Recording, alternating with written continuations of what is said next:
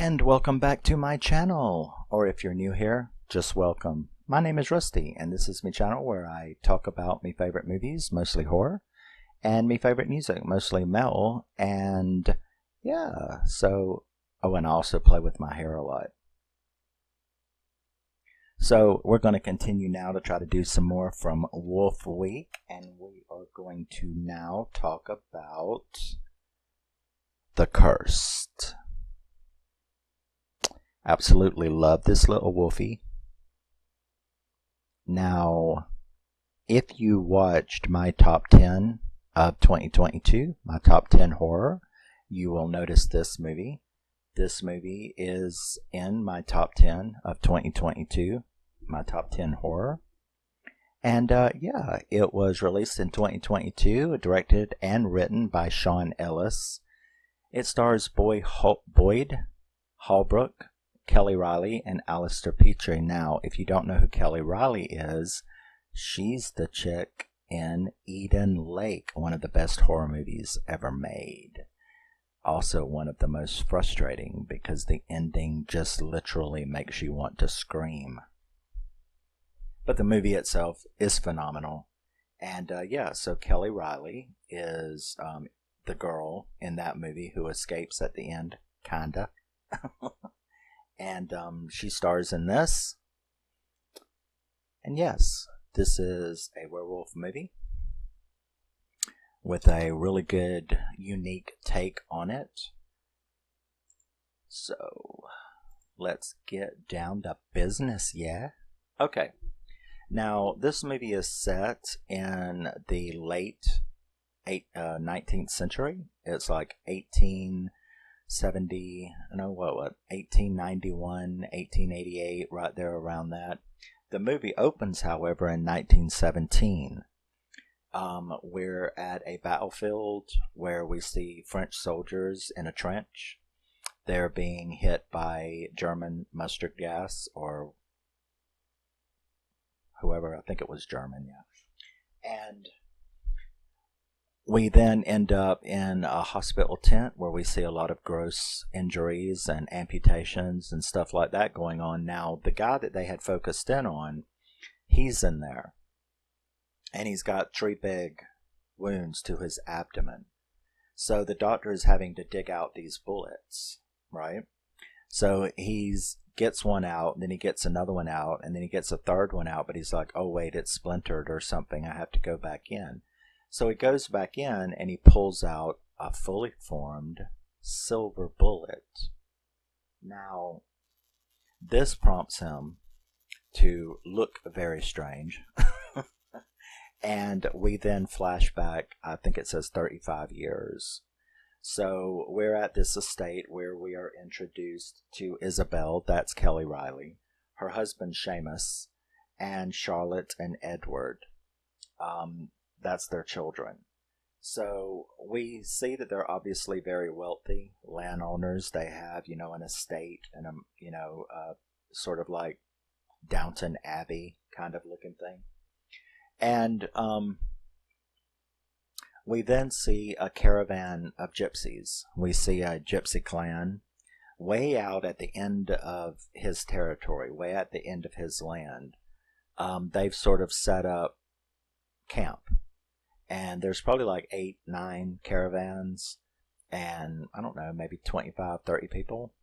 So we see them, we see their matriarch, and they are, she tells, I guess, her son to make the teeth, get out the silver, because there's a storm coming. Now, of course there is, because you're not going to have rich landowners that are going to allow gypsies on their land to camp up on their land. Even though, they claim to have a claim to that little parcel of land. So Seamus gathers some other local landowners, and they decide that they're not going to put up with that. Of course they're not. So they hire some townspeople, mercenaries, and with them, they go and confront the gypsies. And that doesn't last very long, because, they're like, leave us alone. We're doing nothing wrong. And, of course, they shoot and kill them all and burn the place down. So they burn all the caravans. They kill everyone. They leave the mother and her, I'm assuming it's her son. Certainly didn't look old enough to be her husband, but they crucify him. They cut his feet off, cut his hands off in front of her. And they're like the only two left. They cut his feet off, his hands off, and they crucify him and stuff straw in it and put a thing over his head. They make him look like a scarecrow, and they, stand him up there. They, of course, beat the hell out of her, throw her, and she had these really cool metal teeth. It was like a set of dentures, but they were silver. And in this beautiful little case, and they throw her in there, bury her pretty much alive, and along with that case, and everything's fine, don't say a word. The gypsies are all just gone. Now, the kids start having nightmares, Edward and Charlotte. They start having nightmares seeing the scarecrow. And some towns, of course, there's going to be rumors about this incident. So the town's kids at school, the oldest one is like Timmy, and he knows the location of this, and they all go through the woods, and he takes them to the scarecrow about this rumored buried treasure or buried stuff, So he dares them to dig it up. They say no. If you're so brave, why don't you dig it up? So he actually digs up that set of teeth, and it possesses him kind of, and makes him put them in his mouth. And when he does, he bites, he attacks and bites Edward. So the girl doesn't, she doesn't tell. Timmy, he runs off. She takes Edward back. This is her little brother, yeah. So she takes him back. Everybody's worried. The mom's worried. He's been bitten by something and he's acting very sick.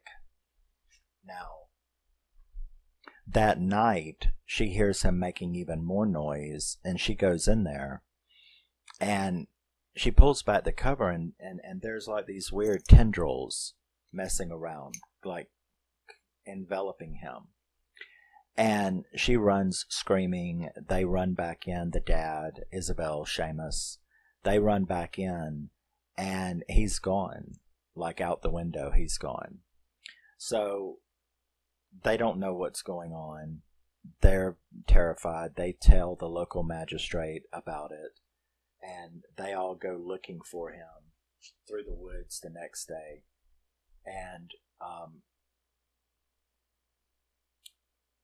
we are introduced then to John. That's what I get for not following my notes. I've just been sitting here talking to you, and I didn't even know, I didn't even look. And then we come to names, and you see where we are. So, John McBride. See, I was right. I didn't have to look. So, John, is this stranger that comes into town at the pub. And, people are like, what are you? Who are you? As suspicious locals are. And turns out, that he's a pathologist, or what would be called a pathologist back then. It's sort of like today we have psychiatrists and psychologists, but back then they were called alienists. So, oh, that's right. This does take place right around that era. So, yeah. So he's a pathologist, which, checks for, I guess you would call supernatural forms of death, unnatural deaths. So he's there, and I think he had heard the rumor about what had took place. So he wanted to know if anybody had knew any gypsies around. So here this guy is gone. Seamus and them find out about his existence in this town. So they get him to come and help them. So he comes and starts like talking to them about what happened, where their son is, stuff like that. He starts seeing signs though, like he knows something's going on. So he tells them that they need to board up the bottom floor so nothing can get in. They have, of course, have no idea what he's talking about. And then we see Timmy. That's the boy, remember, that put in the teeth. Well, we see Timmy going through the woods. And just prior to that, Charlotte had come to him at the church and said, you know, they kind of snuck into the confessional where she talked to him about, I haven't told anybody what we did, you know, going to that place that was forbidden. But my brother is gone, you know, and he starts talking. He's very scared. He doesn't remember anything from the point where he was digging it up until he woke up in the woods. So he doesn't remember anything about that. He then he gives her a page out of the Bible, and it talks about whatever happened to the 30 pieces of silver that Judas was given. And so it's sort of like hinted, or he's hinting that those teeth are made from the silver, from the 30 pieces of silver that Judas was given to betray, you know, in the Bible. So he says that the teeth are, she asks him where those teeth are at, and he says that they are hidden in the church on holy ground. So he even goes out into the woods and starts hunting for Edward himself, where he is attacked by this creature. And John arrives at the estate right after this happens, and he is also taken to Tim's body, which we get to see, and believe me, he was ripped all to shreds. He also finds a little piece of Bible as well on him. So he advises them, like I said, to, you know, board up the bottom floor, and he begins to have dreams himself, dreaming of this scarecrow. And the cinematography in this movie, especially the dreams, are really, really, they do a really good job of creating the atmosphere. It's not on my top 10 of 2022 in horror for nothing, you know. So he's got all of his little tools, and he's gotten like, he actually saw this creature that night. He heard it at the door, and he looked out there and saw what looked like some kind of wolf creature. And the wolf in this movie, the creatures, what they turn into in this movie is really unique. I've never seen any other kind of werewolf that looked like this. And so he had gotten some of the blood off of the door, and he's using his microscope with it, comparing it against his own blood, and he can tell it's some kind of parasite, you know, the way that it takes over and pretty much eats his blood. So he's got his little thing. Like I said, we find out what he's there for shortly. So he begins to have these dreams after he had seen the wolf at the door, and he decides that he's going to go and hunt it, that he wants to hunt this thing. So Seamus goes and advises the council that this pathologist is going to go on a hunt for it. Now they're, of course, doing their hunts as well, because he's looking for his son.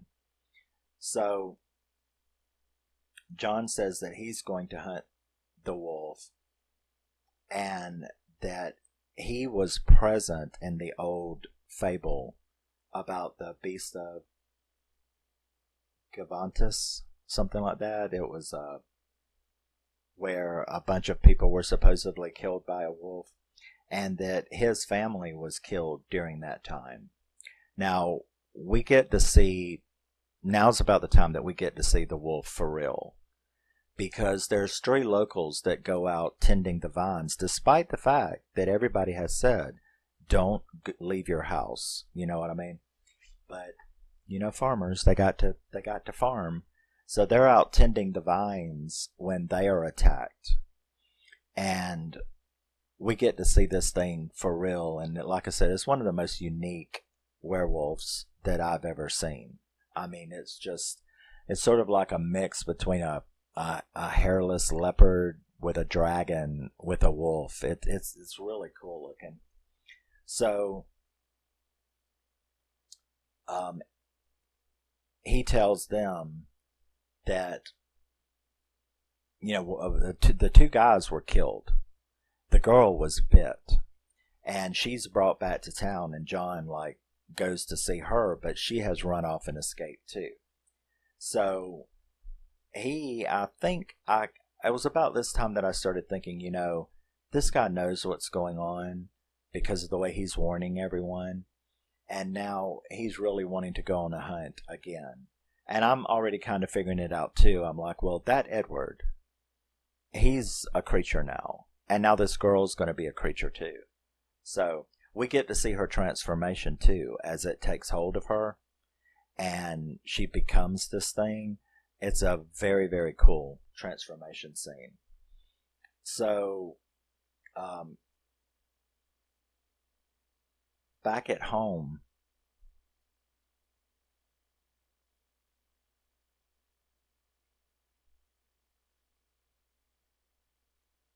he tells everybody that they need to go and board themselves up. I keep trying to run ahead of my notes and I'm going to get lost. So he tries to tell them that they all need to go to the church and they need to the whole town, right? The whole area just needs to go and lock themselves in the church while he tries to figure this out. So, back at home, he's talking with Isabel. And he ends up telling her more about how his family was killed by this wolf. And so that's why he knows all of this stuff, is that he knows that there is a curse and that this curse has to be broken and there's only a certain way to do it. So I guess you would call him a wolf hunter, right? A werewolf hunter. So what is he, Van Helsing or something? But that's basically what he has become because of this creature, or a creature like it, murdering his family back in another place that was cursed that way. So, Isabel tries to tell him about the gypsy incident, but Seamus interrupts her so she doesn't get to complete it. But he's already suspecting that something went down because this stuff doesn't just happen to you for no reason. This stuff has come to town for a reason, and we all know what it is because we saw them kill all those gypsies. So he goes out into the woods and he does his hunting thing. He sets all of these cool traps. We get to see the wolf in full form. He actually manages to get it in this like the Vietnam stake traps in the wood, in the ground with the stakes sticking up out of the holes. He manages to get one.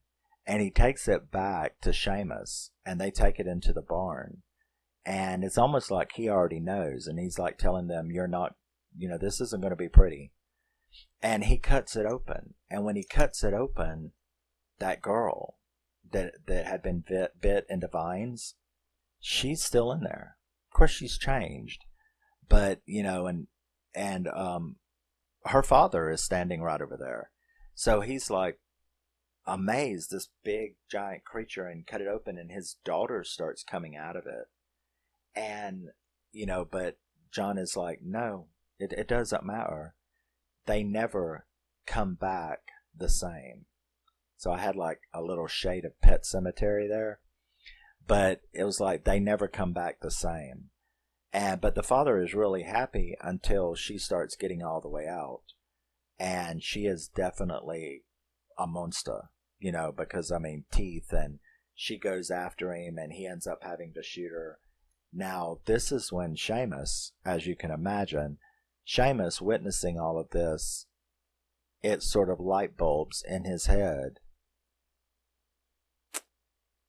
So my son is that. If that's what happened to the girl, then that's what happened to my son. So he's none too happy about it either. So John really freaks out on Seamus finally and tells him that he knows all about the gypsy curse and he knows about what they did. And, because Seamus, of course, is like, I'm going to go find my son. You're not going to do that to my son. And it's like, you've got no choice, man. This is all your fault. You're the one who did this. You're the one who sent people out there. You killed these people. You brought this on yourself, and now your son's paying the price for it, and so is everybody in this town for what you did. And there is nothing that can be done. So he ends up telling, Isabel that we have got to go to the church. We have got to find the silver. The silver is the only thing that can break this cycle by taking that silver and turning it into bullets. You see, taking the teeth and turning them into bullets. It's the teeth that starts it. And then from then on, anybody that is cursed with it, when they bite another, it just spreads like an infection that way. So they go to the church to find these teeth, and he sends for a blacksmith to come to do that, to melt down those teeth into silver bullets so that he's got something to find with, to fight with. Now, Seamus, he returns home, and John is sitting there waiting for the wolf. And during this time, though, we get to see another attack, and that was the maid. The maid had gotten attacked earlier that afternoon by what we assume or know is the other wolf, which would have been Edward.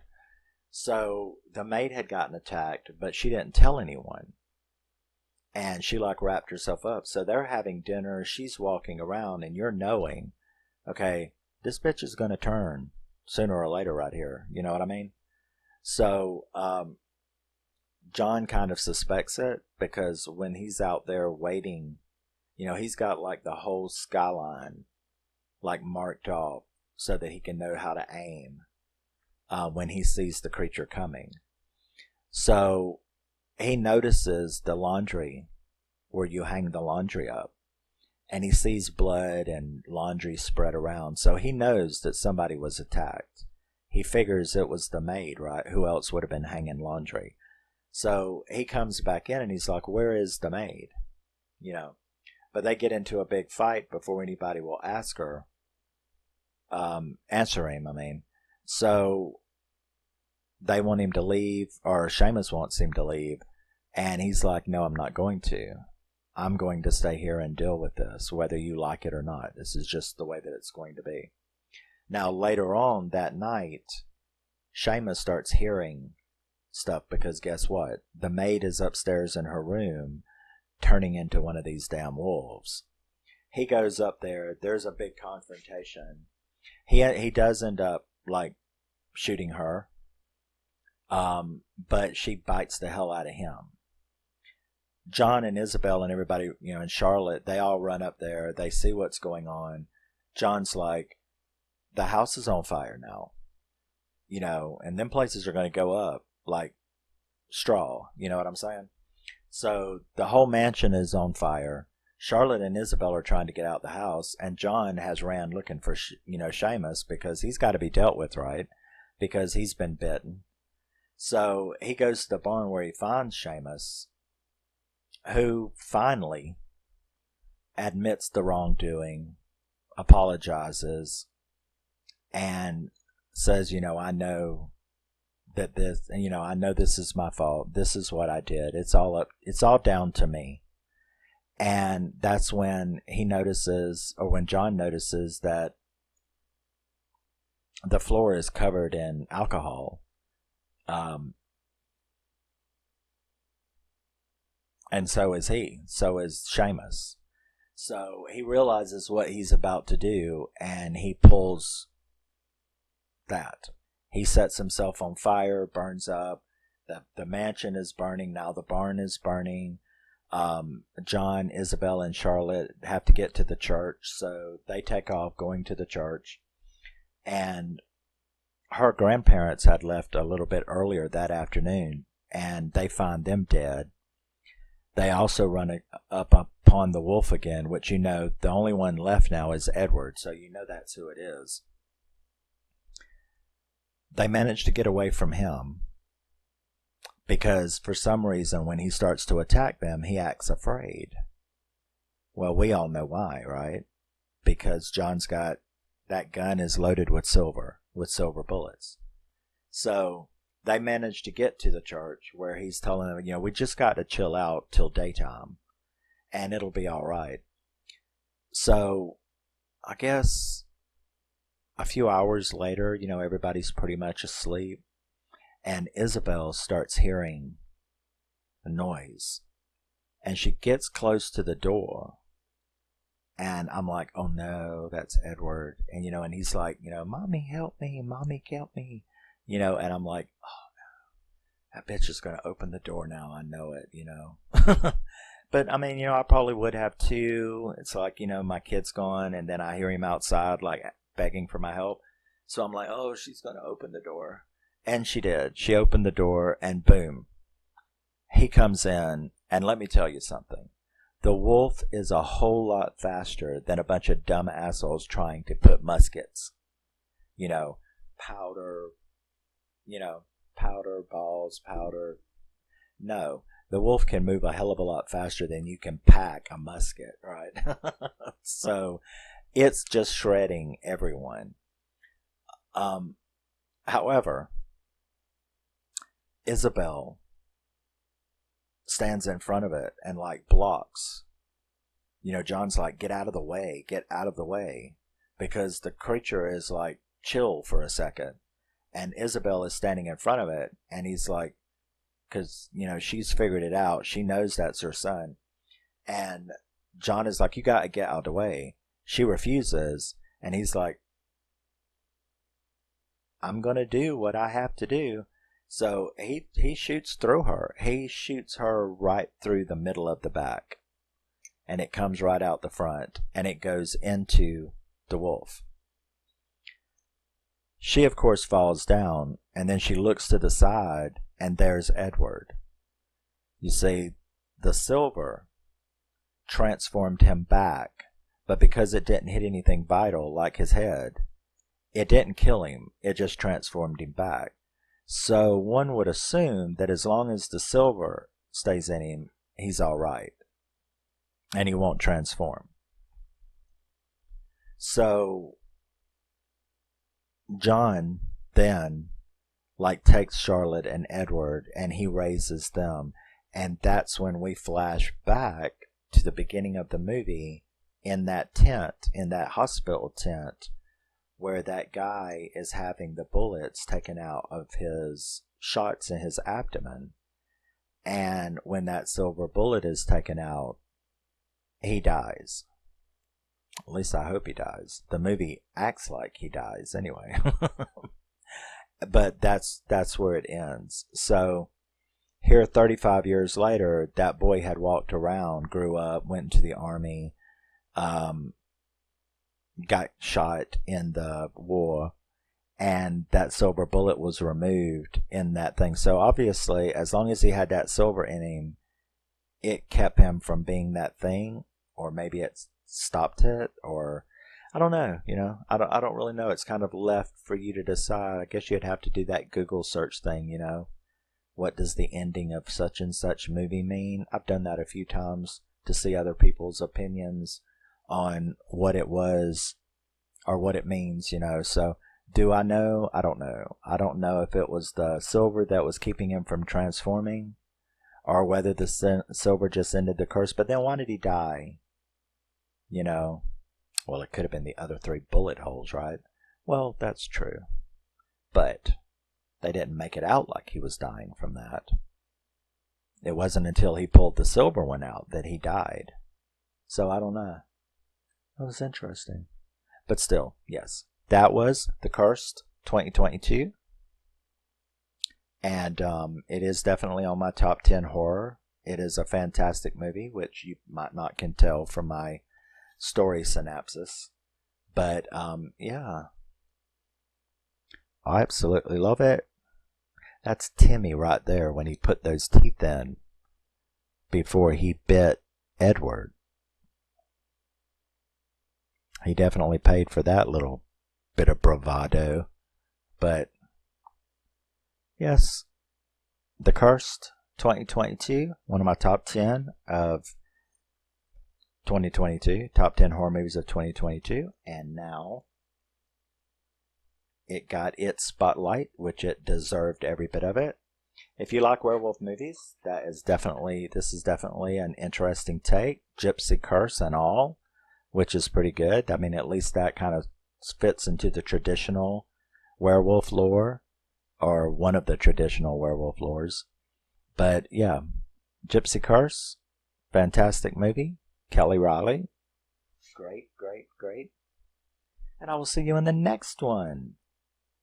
I hope you're enjoying Wolf Week. I have enjoyed watching them. It's been really cool. That is the wrong mouse. And I will see you in the next one. Love you, miss you. Bye-bye. 31 minutes, 32 minutes. I'm trying to keep my mouth shut and not run it so very much. But yeah, I'll see you in the next one. Love you, miss you. Bye. Always remember, never forget, even if you are not cursed by gypsies, you are a very special person, and don't let anyone ever tell you differently. And I will see you in the next one. Arrivederci. Or something like that. Bye-bye.